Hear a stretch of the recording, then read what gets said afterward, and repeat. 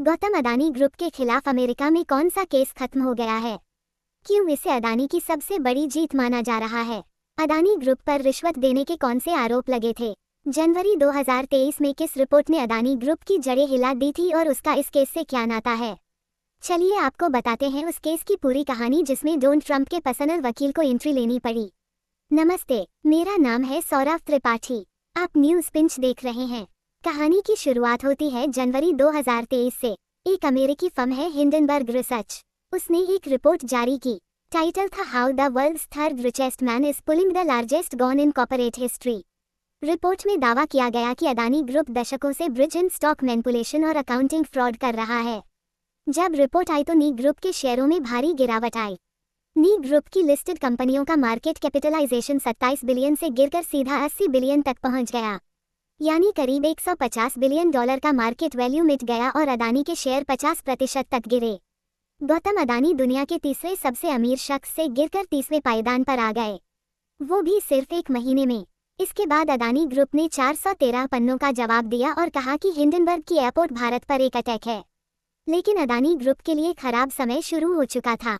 20 नवंबर 2024 New York का Brooklyn यहाँ के US district court for the eastern district में एक 5 मामलों का आरोप पत्र खोला गया। इसमें आरोप था कि अडानी ग्रुप के एग्जीक्यूटिव्स ने भारत सरकार के ऑफिशियल्स को सैकड़ों मिलियन डॉलर की रिश्वत दी ताकि सोलर एनर्जी कॉन्ट्रैक्ट्स हासिल किए जा सके।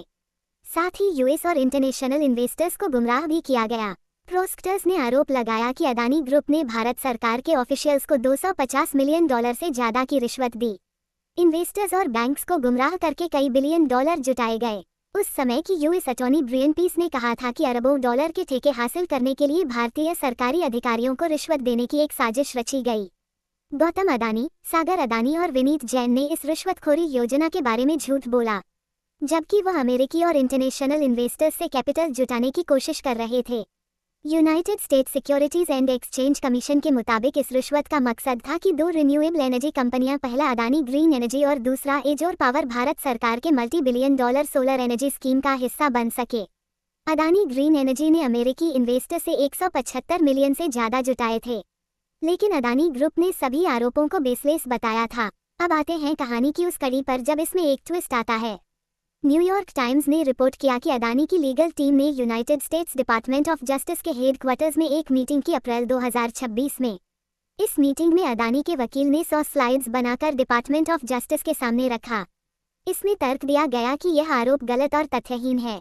अडानी ने अपनी लीगल टीम में रॉबर्ट जे गिफ्रा जूनियर को शामिल किया, जो कि यूएस प्रेसिडेंट डोनाल्ड ट्रंप की पर्सनल अटॉर्नीज में से एक हैं। न्यूयॉर्क टाइम्स की रिपोर्ट के मुताबिक गिफ्रा ने कहा कि अडानी 10 बिलियन डॉलर का निवेश अमेरिका में करेंगे, जिससे 15,000 नौकरियां पैदा होंगी। रिपोर्ट के मुताबिक उन 100 स्लाइड्स में एक एनुअल ऑफर भी था कि अगर प्रोस्पेक्टस चार्जेस ड्रॉप करे तो अडानी अमेरिकन इकोनॉमी में बिलियन डॉलर इन्वेस्ट करने को तैयार है। लेकिन रिपोर्ट में ये भी लिखा था कि प्रोस्पेक्टस ने अडानी के वकीलों को बताया कि बिलियन डॉलर का इन्वेस्टमेंट केस के रेवोल्यूशन में कोई भूमिका नहीं निभाएगा। अडानी ग्रुप की लीगल टीम ने कोर्ट में कहा कि यह मामला अमेरिकी सिक्योरिटीज लॉस को गलत तरीके से भारत पर लागू करने की कोशिश है। उनका तर्क था कि आरोपी भारतीय हैं, कंपनी भारतीय है और जिन घटनाओं की बात हो रही है वो पूरी तरीके से भारत में होंगे, इसलिए अमेरिका के कानून इस मामले पर लागू नहीं होने चाहिए। साथ ही इस मामले की समीक्षा के दौरान अमेरिका की 5 बड़ी लॉ फर्म्स ने विस्तार से अपनी राय और दलीलें पेश की थी। इसके बाद मई 2026 में US securities and exchange commission ने 3 बड़े फैसले दिए। US securities and exchange commission ने गौतम अडानी और सागर अडानी के खिलाफ सिविल फ्रॉड एलिगेशंस को 18 मिलियन डॉलर में सेटल किया।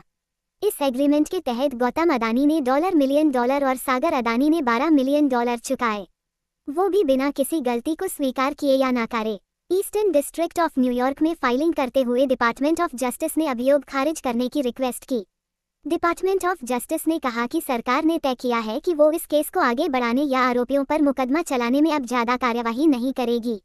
कोर्ट ने अडानी और अन्य लोगों के खिलाफ आरोप पत्र को हमेशा के लिए खारिज कर दिए, यानी ये चार्जेस अब कभी दोबारा नहीं लगाए जा सकते। यूएस ट्रेजरी डिपार्टमेंट के office of foreign assets control ने, जो फॉरेन असेट्स कंट्रोल पर काम करती है, उसने नी एंटरप्राइजेस के साथ 275 मिलियन डॉलर का सेटलमेंट अनाउंस किया। तो ये तो पूरा मामला और सेटलमेंट हो गया।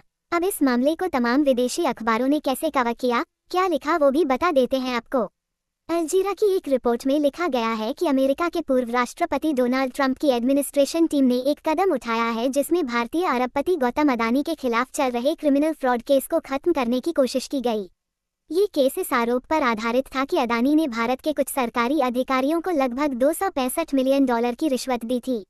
अलजीरा की रिपोर्ट में बताया गया है कि इस फैसले को ट्रंप एडमिनिस्ट्रेशन के फैसले के रूप में दिखाया गया है और इसमें ट्रंप के पर्सनल वकील की भूमिका को भी खास तौर पर बताया गया है। वॉल स्ट्रीट जर्नल ने रिपोर्ट किया कि अमेरिका के डिपार्टमेंट ऑफ जस्टिस ने इस मामले की दोबारा समीक्षा की। समीक्षा के बाद डिपार्टमेंट ऑफ जस्टिस ने यह फैसला किया कि वे इस केस पर आगे और समय, पैसा और रिसोर्सेज खर्च नहीं करेंगे। यानी इसे किसी पॉलिटिकल या खास दबाव का फैसला नहीं बताया गया, बल्कि इसे रिसोर्स मैनेजमेंट यानी संसाधनों को सही जगह इस्तेमाल करने का निर्णय बताया गया है। न्यूयॉर्क टाइम्स ने इस पूरे मामले का सबसे कंट्रोवर्शियल एंगल उठाया। उसने लिखा कि अडानी ने ट्रंप के पर्सनल वकील को हायर किया और डिपार्टमेंट ऑफ जस्टिस की मीटिंग में $1 बिलियन के इन्वेस्टमेंट का ऑफर रखा। हालांकि प्रोसेक्यूटर्स ने खुद कहा था कि इन्वेस्टमेंट ऑफर केस की रेवोल्यूशन में कोई रोल नहीं निभाएगा। तो इस पूरी कहानी में एक बात तो साफ है कि ये मामला सिर्फ एक बिजनेसमैन का लीगल केस नहीं था। ये India US relations, global capital market, Trump काल की बिजनेस डिप्लोमेसी और कॉर्पोरेट गवर्नेंस से भी जुड़ा मसला था। तो सवाल बचता है वो ये है कि क्या अमेरिकन जस्टिस सिस्टम ने यहाँ लॉ फॉलो किया या कोई डील, और क्या भारत में भी इन सवालों की जांच होनी चाहिए? क्या जांच होगी? ये सवाल वो हैं जिनके जवाब बाकी हैं। आप इस पूरे मुद्दे पर क्या सोचते हैं? कमेंट बॉक्स में लिखकर जरूर बताएं। इस खबर लिखा था हमारे साथी सूरज ने। मैं सौरभ त्रिपाठी हूँ। कैमरे के पीछे सुधांशु है।